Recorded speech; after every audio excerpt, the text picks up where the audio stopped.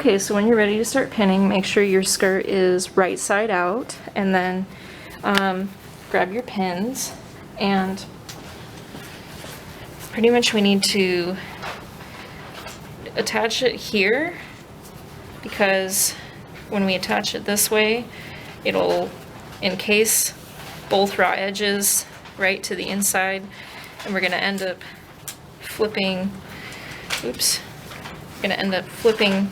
this to the inside, right? So we're going to have something like that. So it's kind of the general gist, but start by making sure that your seams match on the sides, right? And then make sure that the center front matches. If you can still see some sort of fold line, if not, it's not a big deal. And then on the back, you want to make sure that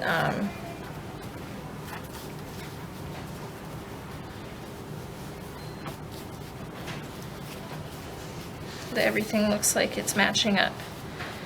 So, okay, so here's what it looks like after you've pinned it.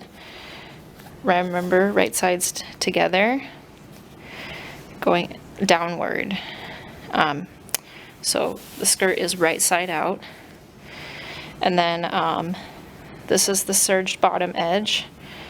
And we basically just have the waistband right side up, but it's inside out, right?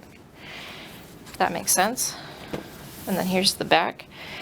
And so hopefully you saw my warning about this smaller piece not being long enough. So since I did the unprofessional way of just adding a square of fabric, but hopefully you can avoid this issue. Hopefully I warned you early enough ahead of time, and that you've already cut out your pieces to be longer, you know, going past the zipper a little bit. So I'll show you why we need to do that in a little bit, but it's basically gonna be because we have to be able to have enough fabric to like do this folding technique right up next to the zipper. But anyways, I made mine, I took the lazy way of making mine longer. That's not the way I want you to do it, but do a 1/2 inch seam allowance all the way around. I'll show you what's next. Okay, so here's what it looks like sewn at 1/2 inch. When you get to this part with the zipper, you can kind of stop like a centimeter before, maybe even an inch. So you don't need to go all the way in, because we're going to need to do some foldy stuff. The other thing you want to make sure is that you were being mindful of seams and darts. So remember, once you choose your direction of your darts, either towards center front or center back, they all need to stay that way. So notice when I sewed over my darts, this dart remained facing towards my center front. This dart remained towards facing my center front. And that's because I made sure to pin them down when I attached this waistband piece. Same thing up here. So this dart is facing this way towards center front, and this dart is facing this way towards center front. And my seams remained open and flat on both sides. If you mess up, you can always just take out the stitching just on a small part and redo it. Just make sure you try and match your seam to be the same continuously across, you know. And then the next step we need to do is we need to trim this down. I would recommend down to 1/8. So, and we need to clip off fabric above this line here. So, need to trim off bulk. So I'm going to trim off this piece from this little waistband side seam.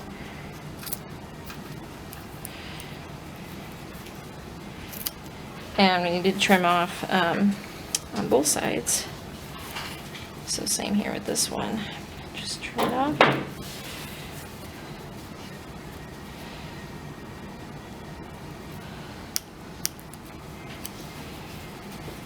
Okay.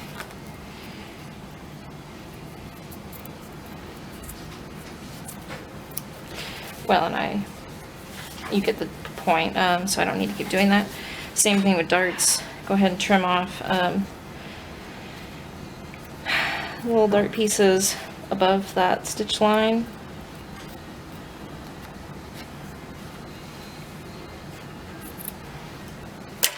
Like that. Okay, so as for trimming the rest of the waistband, you can trim it in half, and then you will do this thing called grading, where, see how there was 2 layers of fabric sewn together?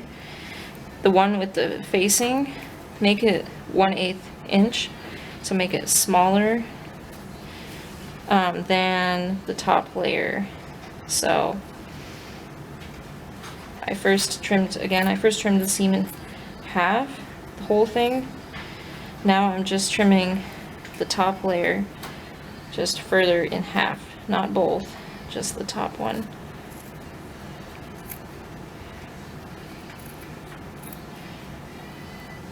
Oh, except I managed to catch both on accident, so be very careful.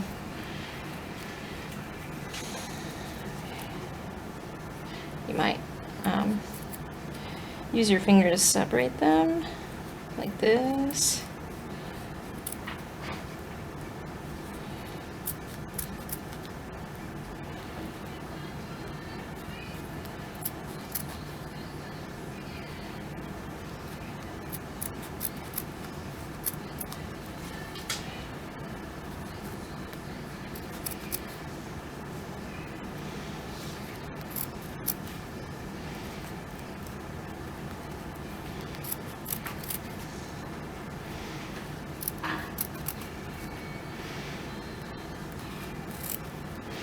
So I'm not going to show you me doing the whole thing, but basically this layer underneath should be 1/8 of an inch longer than the the other layer here with the inner facing.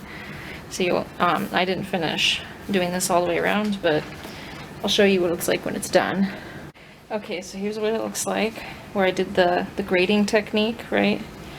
So there was 2 layers here, and I trimmed the front layer with the inner facing down to 1/8 and left this layer a little bit longer, right, all the way around, and then I trimmed off the tops of these darts and these seams, right, so that we're getting rid of as much bulk as possible.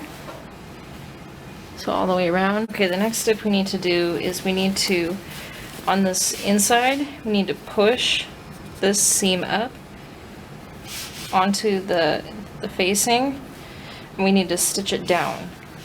So I highly recommend you make sure it's nice and flat when you're pushing it up, and then you could throw a pin in there to help. Basically then, once we've sewn it, you're going to do 1/8 of an inner width of the presser foot, so we just want 1/8 of an inch. So just right along this line, you want to create a narrow little understitch, is what it's called. So again, make sure the fabric is nice and flat. Wiggle it around in my fingers. When it's completely flat, then I can pin it. So I'm pinning this seam between the skirt and the band up onto the band. So one more time, wiggle, just make sure it's completely flat, and then